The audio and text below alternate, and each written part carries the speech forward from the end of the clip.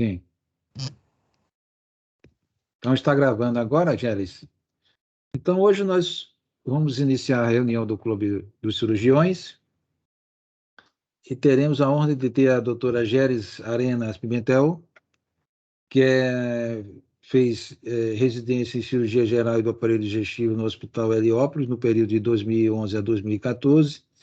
É membro adjunto do Colégio Brasileiro de Cirurgiões, do Colégio Brasileiro de Cirurgia Digestiva, também membro associada da Sociedade Brasileira de Cirurgia Bariátrica e Metabólica, também membro da Sobracil, e é médica assistente de preceptora da residência de cirurgia geral do Hospital Olívio Correia Neto e preceptora, viu, Clarissa? Da residência da Faculdade de Medicina do ABC. Certamente ela será sua preceptora lá na Faculdade do ABC. Então, doutora Géry, muito obrigado pela sua gentileza de estar participando conosco desse projeto, e é nossa honra, né, em tê-la conosco. Eu desejo boa sorte na sua apresentação, tá? E será de grande proveito para todos nós, que é sobre a presença de hérnias, né, internas após a cirurgia bariátrica. Muito obrigado pela sua presença. Boa noite a todos. Primeiro, eu gostaria de agradecer o convite para fazer a apresentação e de unir-me ao Clube de Cirurgiões. Bom, eu vou apresentar hoje um artigo que é sobre hérnia interna, que nem o Dr. Lenilson falou, depois de um bypass gástrico sem o fechamento primário, que a gente chama dos efeitos mesentéricos. É uma experiência de uma instituição única. O título como está aqui, ele foi publicado em 2020, porém saiu nesse ano na revista, no Journal Gastrointestinal Surgery. Os autores foram todos da Holanda, que é o centro que foi feito o estudo. E essa revista está indexada à Sociedade de Cirurgia do Trato Alimentar, e essa revista tem um fator de impacto de 3,452. No abstract, o que a gente tem que ver? Sempre eles colocam uma pequena introdução, os métodos, os resultados e a conclusão, que a gente vai desenvolvendo ao longo da apresentação. Então, a introdução. O bypass gástrico laparoscópico é um tratamento altamente efetivo para conseguir uma perda de peso a longo prazo e também para fazer a resolução de comorbidades nos pacientes com obesidade mórbida. Uma complicação muito bem conhecida depois de um bypass é uma obstrução intestinal, causada principalmente por uma hérnia interna, que é desses dois efeitos que a gente vai falar. Os efeitos causados pela cirurgia, que um é um espaço chamado espaço de Petersen, e o outro é uma brecha mesentérica, quando se faz a enteroenteroanastomose. Os sintomas são muito pouco específicos, entre eles, o que a gente vai achar? Vai achar uma dor abdominal, uma discreta distensão abdominal, é muito frequente uma dor abdominal com irradiação para o dorso, quase não tem náusea, vômito. Dentro desses achados imaginológicos, que muitas vezes são inconclusivos, o que vai ser visto?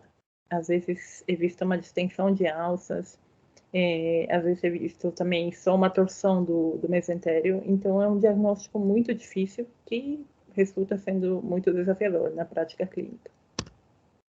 A hérnia interna pode ocorrer em 16% dos pacientes submetidos a bypass. Esse pico de incidência de hérnia é feito principalmente, é dado entre o primeiro e segundo ano depois da cirurgia. A redução da incidência da hérnia interna com o fechamento, existe, na verdade, uma redução da incidência de hérnia interna com o fechamento primário dos efeitos mesentéricos, segundo o que o artigo fala. E o objetivo desse artigo é o quê? Documentar a experiência cirúrgica em pacientes com sintomas suspeitos de hérnia interna e recidiva suspeita dessa hérnia em pacientes com obesidade mórbida previamente submetidos a bypass por videolaparoscopia sem o fechamento primário desses efeitos mesentéricos que a gente já falou. Quais foram os materiais e métodos? Então, como a gente falou, é um estudo em um centro único, foi feito em um hospital que tem um bom volume de cirurgias bariátricas. É um estudo retrospectivo, é um estudo de corte. Os pacientes que foram submetidos a bypass, eles foram feitos por vídeo, porém, sem o fechamento primário desses dois efeitos, tanto o Petersen quanto a brecha mesentérica. E também foi feito esse bypass em pacientes que tinham banda gástrica. Então, esse one-step procedimento que é conhecido, é feito um procedimento único, onde é retirado a banda e é feito o bypass no mesmo procedimento. O estudo foi feito com pacientes operados entre janeiro, o 1º de janeiro de 2011, ao 31 de dezembro de 2015. E os pacientes que tiveram hernia interna, esse follow-up foi feito de quando?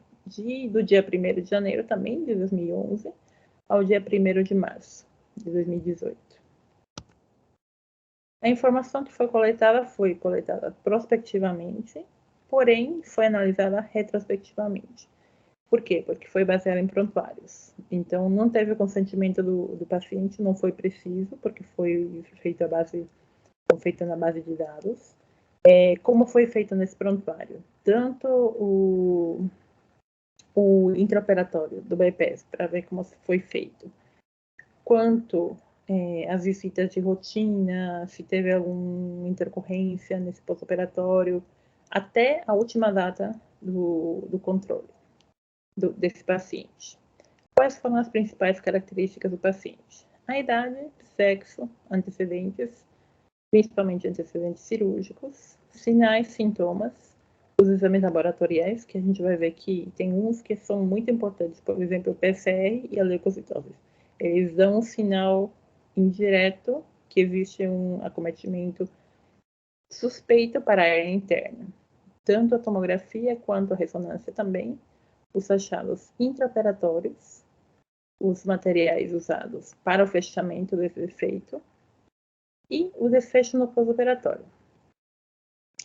Os sinais que foram vistos tanto na ressonância quanto na tomografia, como eu já tinha comentado, a torção do mesentério, uma obstrução do delgado, do intestino delgado, às vezes é visualizada a anastomose, que está do lado direito, quando deveria estar do lado esquerdo, e o delgado atrás da artéria mesentérica superior. Essa laparoscopia tem alguns casos que foi feita de urgência e tem alguns casos que foi feita eletiva. A gente vai ver quando também. Então, o procedimento como é feito nesse centro? Eles deixam uma alça alimentar de 120 centímetros, pré-cólica. A alça biliopancreática tem 50 centímetros, onde é feito o grampeamento. A separação do aumento é feita dependendo, para ver se a alça anastomose da entero, ela fica um pouco acotovelada, ou às vezes não sobe bem, aí é que eles abrem o aumento. Nenhum dos casos foi feito o fechamento primário. E quando houve o fechamento, isso no pós-operatório, quando teve uma laparoscopia diagnóstica, o fechamento foi feito com um fio inabsorvível farpado ou com grampeador. Quantas medidas que foram coletadas aos pacientes? Peso em quilos, altura em metros. Tem duas formulinhas que eles usam para ver a mudança do IMC, que a mudança é igual ao IMC pré, menos o IMC pós-operatório, a porcentagem total de perda de peso, que é igual à mudança de peso dividido o peso pré-operatório vezes 100. E a análise estatística foi feita com esse programinha, o SPSS, a versão 25. Os dados categóricos foram ou absolutos ou relativos. E a análise de sobrevida foi feita com esse análise que tem uma constante de Kaplan-Meier. Quanto aos resultados, o que a gente observou nesse estudo? Foram 1.588 pacientes, foi feito o segmento de 7 anos desses pacientes, a média desse segmento foi de 34 meses, aproximadamente 3 anos, com intervalo de confiança de 23,9 a 43,2. A média da mudança do MC foi de 12,4, com intervalo de confiança de 9,6. E a porcentagem total de peso, de perda de peso, foi de 29,2%. Quanto às características desses pacientes com bypass, o que a gente viu? Dos 1.588 pacientes, quantos foram submetidos a uma laparoscopia diagnóstica por suspeita de hérnia? 15%, que deu 238 pacientes. Desses pacientes, 303 eram masculinos, do sexo masculino, e 1.285 do sexo feminino, que é a maior incidência mesmo da cirurgia bariátrica. Os que foram reoperados foram 33 homens e 205 mulheres. Quanto ao histórico, 16 deles tinham diverticulite, doença inflamatória, da síndrome do intestino irritável. Foram feita uma colestectomia videolaparoscópica em 210 pacientes.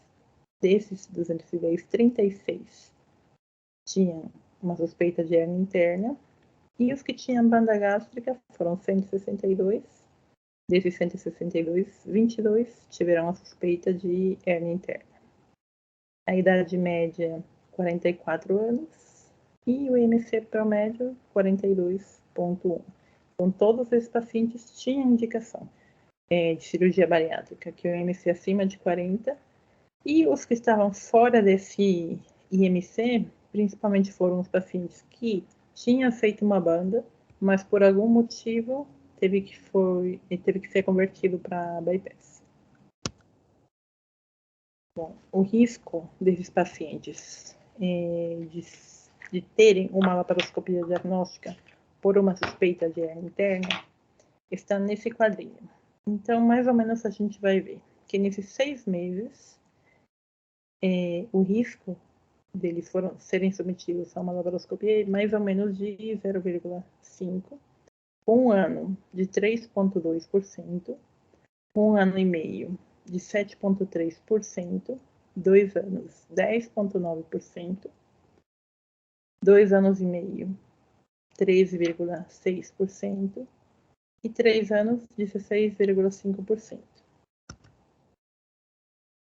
Nesse quadrinho a gente vai ver o quê? O risco de hérnia interna confirmada durante o intraoperatório dessas laparoscopias, tanto as eletivas quanto as de urgência. Então, com 6 meses, o risco é de 0,1, um ano 1,6, um ano e meio 4,6, 2 anos de 7,7, 2 anos e meio 9,2 e 3 anos de 11,8. Essa outra tabelinha vai mostrar o quê? O risco de hérnia interna confirmada durante a primeira laparoscopia. Por que a primeira laparoscopia? Porque teve alguns casos que foram submetidos a 2 laparoscopias devido a uma recidiva dessa hérnia. Então, aqui, com 6 meses, é 0,8, com 12 meses é 10,2, com 18 já aumenta para 30,4, com 2 anos vai para 49,4, com 2 anos e meio 59,5 e com 3 anos 72,8. Quais foram os achados intraoperatórios na laparoscopia por suspeita de hérnia interna? Então, desses 238 pacientes que foram submetidos a uma laparoscopia, 135 foi uma laparoscopia de urgência e 103 procedimentos seletivos. Onde se confirmou que tinha realmente hérnia interna foram 162, que dá 68% desses 238 pacientes, que foram de forma de urgência 113 e eletiva 49. E essas são as outras causas que tiveram esses pacientes, onde se acharam fluidos quilosos, congestão venosa. Em um desses casos teve que ser feita uma ressecção do intestino devido à isquemia, porque tinha hérnia, porém na hora de reduzir não voltou, infelizmente, à circulação. Então teve que ser feita a enterectomia. Em 15 casos teve que ser convertida, principalmente devido a aderências, não conseguir reduzir a hérnia ou não conseguir visualizar direito a brecha desse mesentério, devido à distensão de alças, principalmente. Tanto assim que vemos que foram em 14%, 14 casos dos 15, quando foi de urgência. 122 foi uma hérnia de Petersen, 38 foi uma hérnia da brecha mesentérica, da entero-entero, e 2 casos foram hérnias internas que não conseguiu saber de onde que era. Se era, não era nem Petersen, nem da brecha mesentérica. E esses casos, o fechamento foi feito com o quê? 157 com sutura inabsorvível, 46 com grampeador e com os 2, sutura com grampeador, 16 e 19 não foram identificados, não foram descritos o que foi feito para esse fechamento. Aqui nessa tabelinha a gente vai ver a apresentação clínica antes do diagnóstico laparoscópico por suspeita de hérnia interna. Então temos vários sintomas e que vão dar sintomas positivos. Então, o que foi o mais importante que eu tinha comentado? Dor na parte superior do abdômen, dor irradiando ao dorso, às vezes náuseas, às vezes vômitos, diarreia, alguns pacientes, uma peritonite localizada, é importante, e alguns exames laboratoriais, que mais para frente a gente vai ver que são muito importantes, como eu tinha comentado, a PCR e uma leucocitose. E nos exames de imagem que foram feitos, quase todo mundo fez tomografia e 5 desses casos fizeram ressonância. Principalmente por quê? Porque esses aqui eram mulheres grávidas, por isso que foram 5 casos com ressonância. Então, o melhor exame para ver tomografia.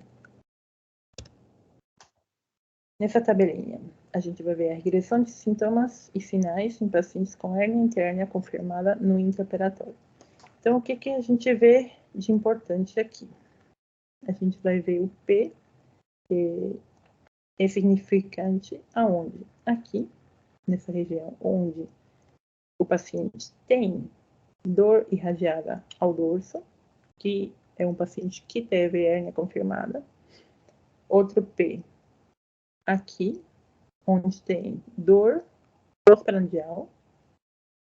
E uma peritonite localizada, que o P também é significante. Quanto a esse modelinho, é só de sintomas e sinais. E esse aqui é incluindo exames laboratoriais.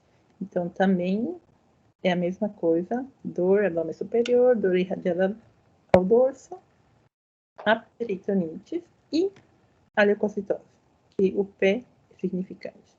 Então, esses são os principais sinais e sintomas que vão referir que você tem a suspeita de ter uma hérnia interna nesse paciente.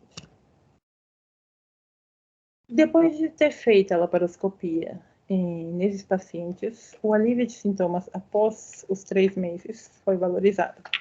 Então, teve uma diminuição importante desses 238 pacientes em 153 pacientes que tiveram um alívio desses sintomas. No total, foram 205. E vamos passar à discussão. Qual o objetivo do estudo? Era reportar a incidência e o tratamento para a hérnia interna, para pacientes com suspeita de hérnia interna, após ter feito um bypass sem um fechamento primário dessas brechas. A incidência após 3 anos de hérnia interna, nesse estudo, foi de 11,8%. O risco de ter que realizar um procedimento laparoscópico por suspeita de hérnia interna foi de 16,3 em 3 anos. Eles compararam esses dados com a literatura e acharam que na literatura é muito variável, é descrito uma incidência de 0 até 16% em pacientes. Compararam com 2 estudos que tinham casuística muito parecida e descrição muito parecida com a deles. Uma, onde desse autor aqui, que foi também um estudo de corte com 1.570, um valor muito aproximado do que eles tiveram, e eles reportaram 17,2% desse risco de ter que ir para uma laparoscopia e um 11,7% de ter hérnia interna. Eles fizeram um segmento em 5 anos. E esse outro estudo aqui, de Stenberg, também reportou uma incidência de hérnia interna de 8,9%. Nesse centro não se fazia o fechamento primário dos efeitos mesentéricos durante a cirurgia do bypass gástrico. Porém, como eles viram essa alta incidência de hérnia interna, eles decidiram fazer o fechamento primário de rotina em todos os pacientes a partir do dia 1º de julho de 2018. O fechamento primário leva a uma redução das laparoscopias devido à suspeita de hérnia interna. Porém, não tem nada descrito que fale que isso vai prevenir a ocorrência de uma hérnia interna. A gente tem que saber reconhecer a apresentação clínica dessa hérnia interna, do paciente com hérnia interna.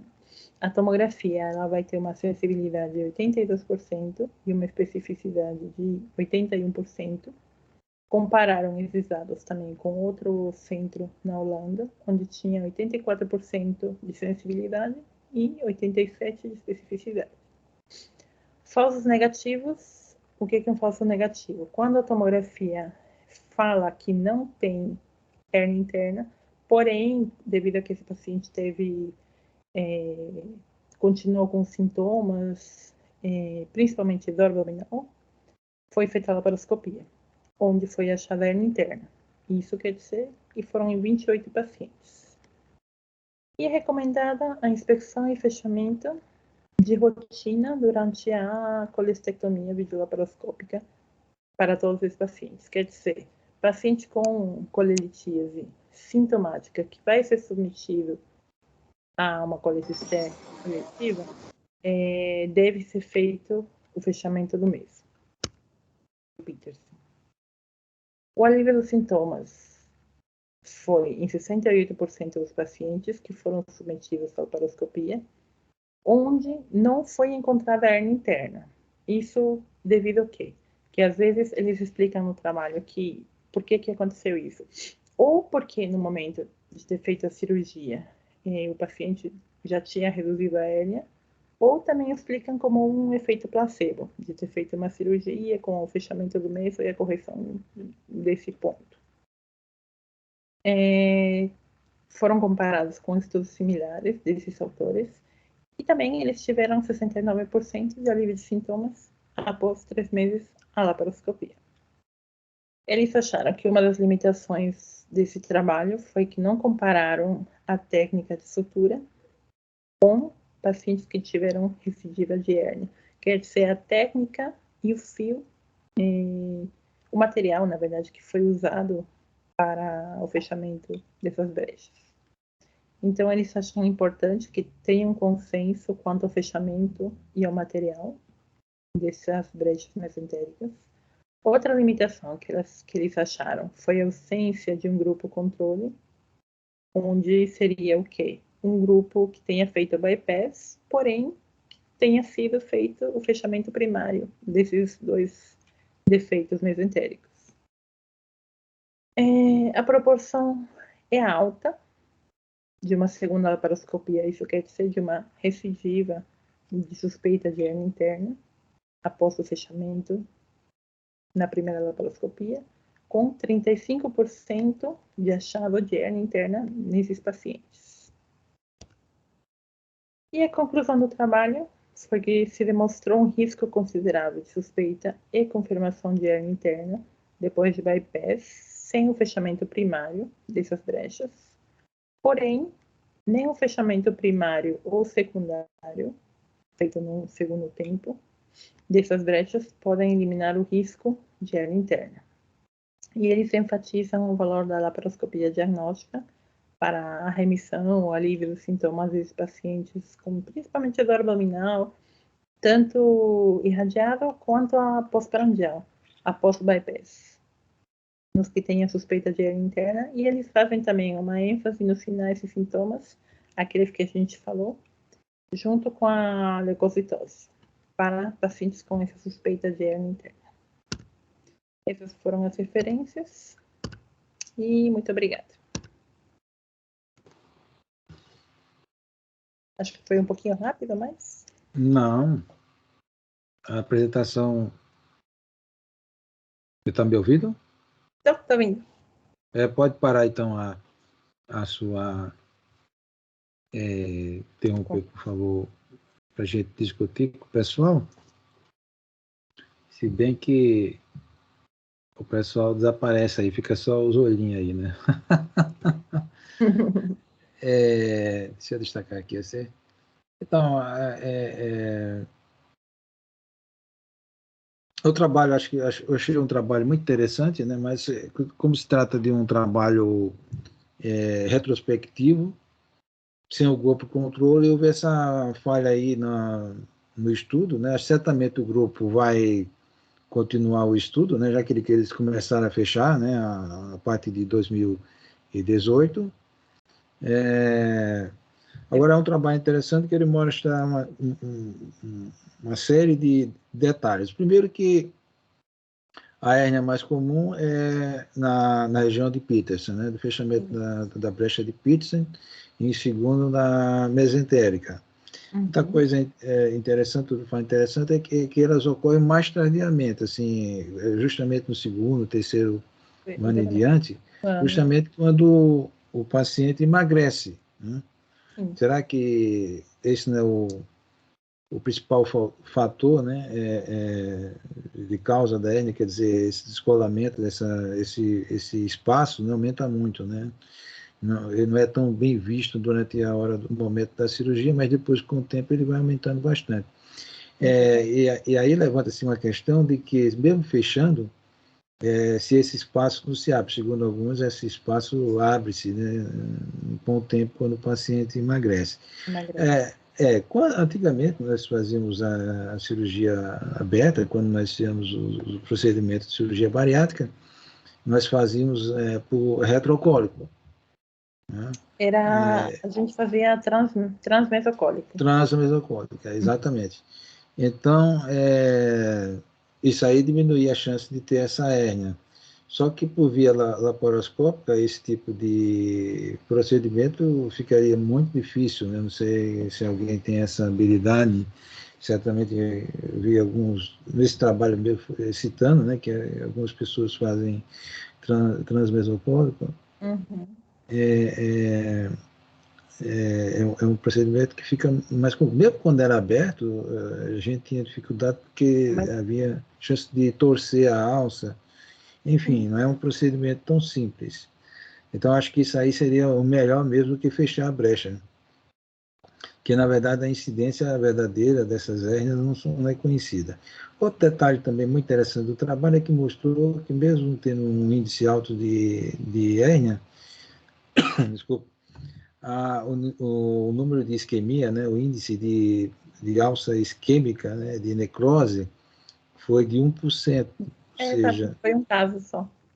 Um caso só, quer dizer, aliás, nem foi 1%, foi um caso só. Então, assim, é um detalhe interessante, Porque, pelo menos eu vi os colegas, em alguns casos, de ter casos graves de necrose, mesmo em cirurgia aberta, em que se fazia transmesocólica. Então, é um detalhe interessante. E a suspeita sempre de ter hérnia, né, se investigando através da tomografia naqueles pacientes com dor, né, dor prostrandial, dor posterior do abdômen. Então, o cirurgião tem que estar sempre atento a esse detalhe. Enfim, acho que o trabalho foi muito interessante. Outro detalhe também interessante, que mesmo naqueles pacientes que foram recuperados da hérnia, é, é, eles fechando, né, tratando a hérnia, ela recidivou. Né? Então, assim, não quer dizer que fechar vai evitar. Então, acho que assim, foi um trabalho muito interessante, sobre vários pontos de vista, sobre vários aspectos, porém, acho que esse controle aí faltou, né, para a gente ter o real. Acho que certamente eles continuarão o estudo para a gente saber realmente qual é o índice de diferença, fechando ou não, que é uma preocupação de todo cirurgião, né, quando faz a cirurgia, não ter essa complicação gravíssima de necrose de alça intestinal por torção intestinal. Sim, com certeza. Assim, tem vários cirurgiões, várias equipes que fazem muito diferente. Tem uns que fecham os dois, tem uns que fecham só um, tem uns que não fecham. Então não tem um consenso. Devido também aqui, acho que não tem nenhum trabalho falando que se fechar não vai ter hérnia. Então é uma coisa que todo mundo acho que fica em cima do muro na hora de. Exato, então esse detalhe aí de que todo mundo fala que mesmo fechando, essas brechas ocorrem com o emagrecimento do paciente. Exato, exato. E mesmo às vezes fechando, fica o fio fica mais. O orifício fica até menor e aí entra muito mais fácil uma alça. Então é É, complicado. Posso falar um pouquinho? pode falar, Marcela. Você sempre fala, Maristela, por favor.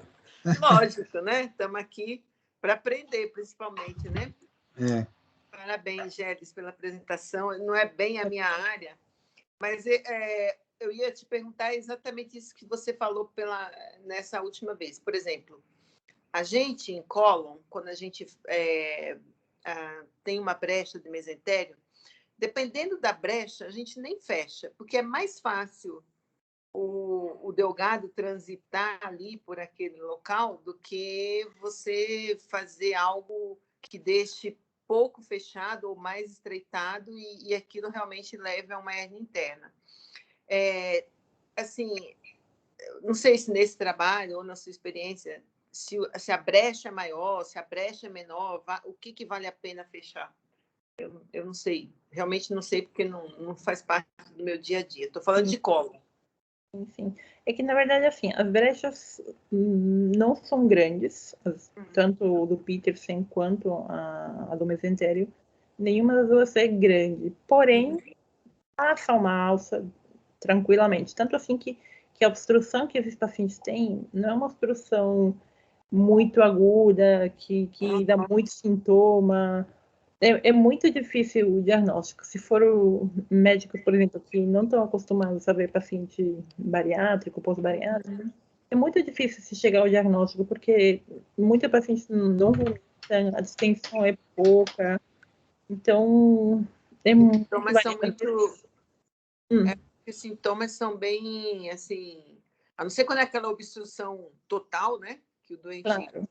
faz uma torção ou faz uma obstrução total, mas, no geral, eu vejo muito em bariátrica. Eu não faço bariátrica, mas eu vejo que muitos deles têm dor crônica, né? Sim, sim. É muito Exatamente. comum.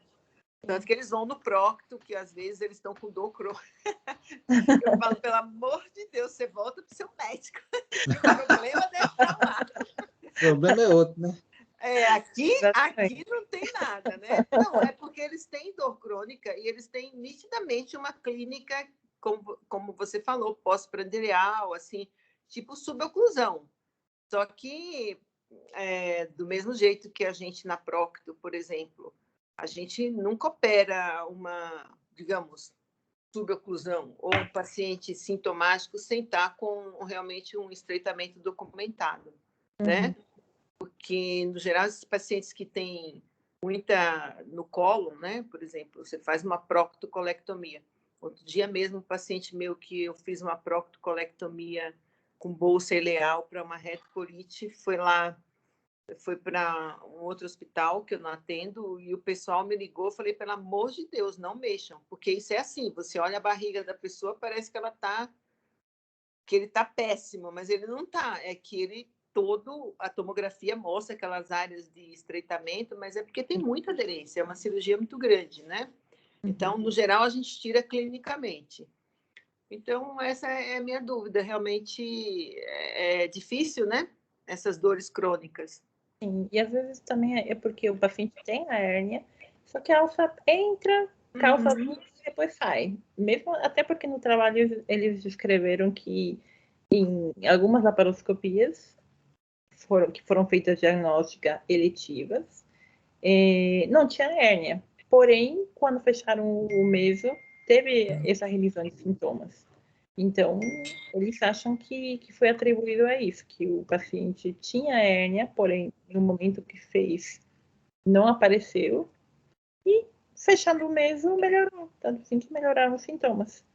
Então, é realmente chatinho, por assim dizer. Mas o que o artigo chama é tentar fazer um diagnóstico precoce e fazer uma laparoscopia, mesmo seja na urgência ou eletiva, né?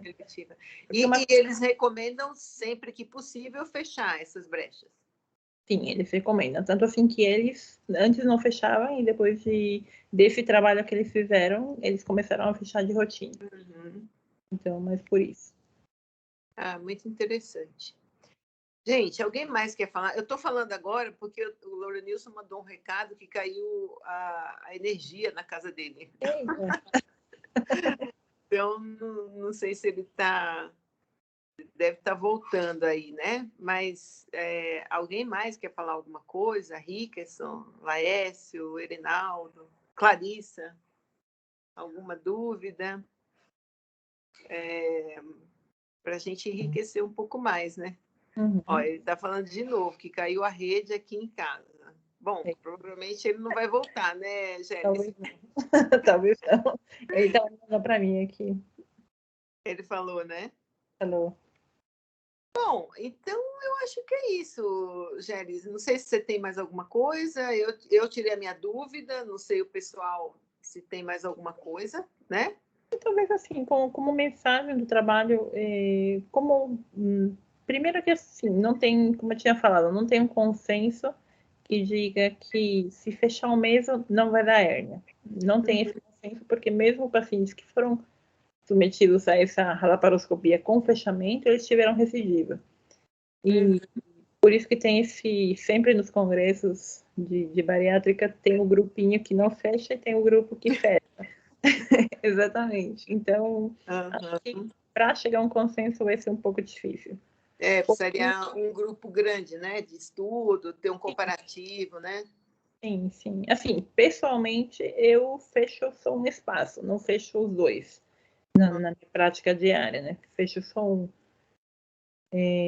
Mas, assim, conheço muitos que não fecham nenhum, conheço uns que não que fecham os dois e todo mundo tem hérnia. Não que dá para. Sim, eu acho que o maior problema aí é o tamanho da cirurgia, é a mudança de anatomia também, né? Exato, exato. Mas a mensagem que eu acho que deve ficar em todo mundo é que se o paciente tiver sintomas, tem que tentar resolver. Então, não ficar protelando, fazer a terapia. Acho que essa é a mensagem, porque eu já vi muitos cirurgiões que o paciente volta no retorno, tá com dor, às vezes até tem a hérnia na tomografia, mas o paciente na hora tá sem sintomas, então o médico fala, vamos acompanhar, vamos manter.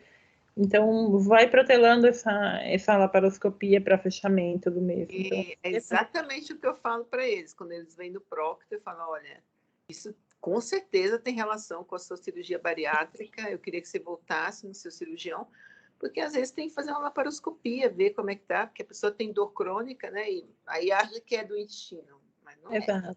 É do intestino, mas é por causa da cirurgia. Sim. Né? Mas é uma coisa que acho que ninguém gosta de fazer, né? Então... eu acho que é isso. Mas, enfim, faz parte, né, Gélis?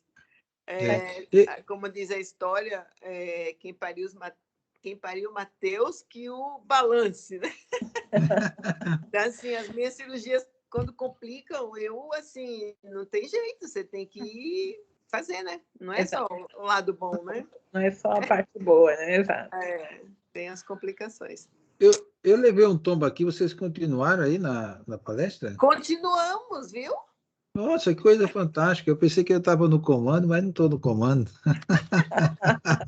Mulherada aqui é fogo, viu, Lorenilson? Olha. Não deixa a peteca cair. Inclusive, continuou gravando. Eu achei muito interessante. Continuou gravando. Não parou.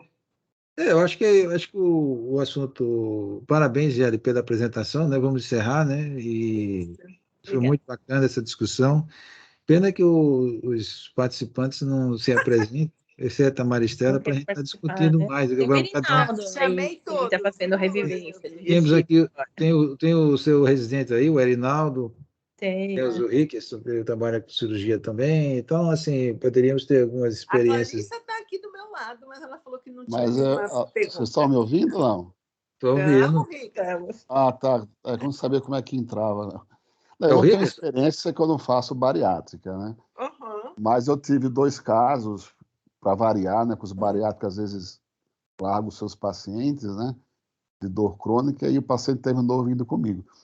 Então, teve 2 casos de suspeita dessa suboclusão, e na ocasião da cirurgia, realmente ele era bem visível que tinha uma grande quantidade de delgado entrando pelo espaço de Peterson. Então, reduz, dá um pontinho. O outro que eu observei foi uma dilatação de delgado, mais na fossa esquerda, mas, a princípio, sem nenhuma hérnia. Eu não sei se há a possibilidade de ter algum estreitamento da enteroanastomose. Você tem algum caso que levaria uma leve dilatação da alça, não? É raro assim, o estreitamento, a estenose da entero, porque geralmente é uma anastomose líquido, né? bem ampla. É bem ampla, feita com grampeador, então é difícil ter uma estenose. Agora, essa questão de fechar a brecha já na primeira cirurgia, eu não sei como é que vocês fixam, se é meso com meso, porque esses pontos de meso com meso, se o gordinho ficar em pé, ele abre tudo, né, gente? Exato. Conversa, né? Né? Então, essa é a questão. Né? Não segura. Esse pontinho de mesentério com mesentério acho que não segura. Ficou em pé, abre tudo, né? Não, segura, né? Segura se você não pegar, o problema só gordura, né? Mas aí sim, mais uma parte vai pegar só a gordura, né? O que eu acho o problema maior, Henrique, é quando emagrece, né? Que aí sim, aí perde tudo, perde gordura, perde.